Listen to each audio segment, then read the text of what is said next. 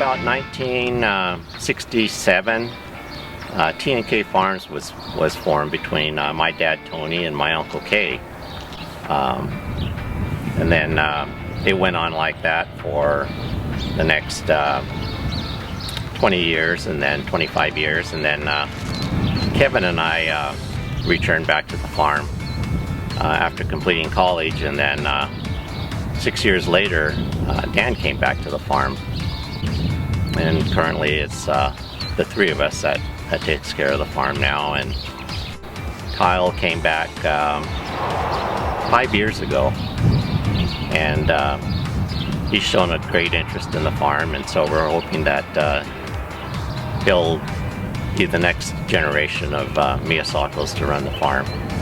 The size of the farm it's roughly just under 2,000 acres, and we raise a variability of about 6 crops, starting with the onions being our main crop because we have our onion packing shed that we run it through. But and then we raise sugar beets, alfalfa seed, corn seed, wheat, and bean seed.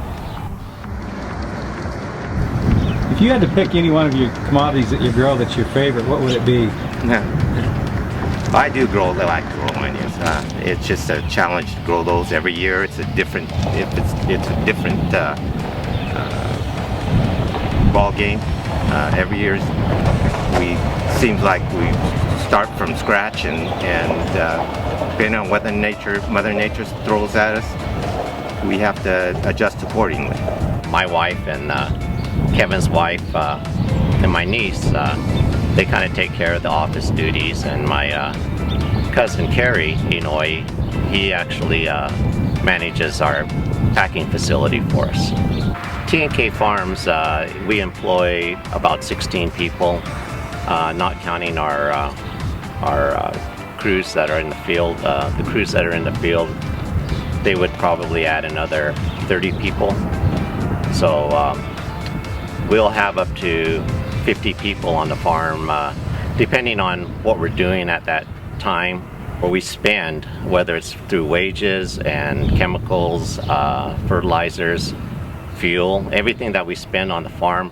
We're probably looking at a bill in excess of $3 million. All that is spent locally, so it all goes back into the economy in this area.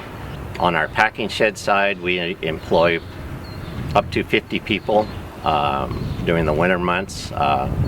Some of those people that we employ are people that come off of T&K Farms, so that when the farm slows down, well, then we're able to supply a year-round job for the people that want to move to the shed during the winter time, and then in the spring when the shed is slowing down, well, then they come back out on the farm. Allendale Produce probably requires a payroll of about $2 million with payroll and local expenses in this area. Farming has become so specialized and so expensive that it's hard for somebody young that's interested in farming to get the ground and get the equipment and just start farming on their own. You see it once in a while happening, but you don't see it a lot. Most of the farms nowadays are taken over by a member of the family, like you say, and they carry on from there. Most farmers like to carry one crop that they always call their money crop. A lot of them in this area, that would be sugar beets. What would you guys say it'd be for you guys?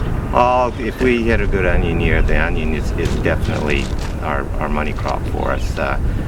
Beets are consistent. They have been in the past. As historically, we've been growing up.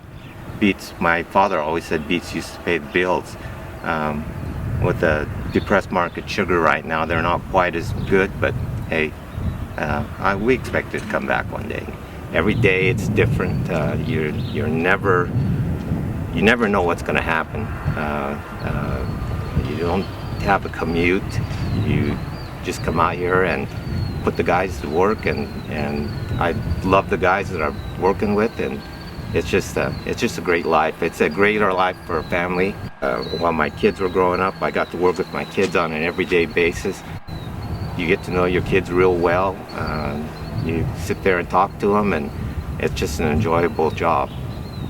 As you get older, you realize just how fortunate you really are to be here and be in this position. I guess every morning that you wake up, you kind of thank your lucky stars that you're able to do this.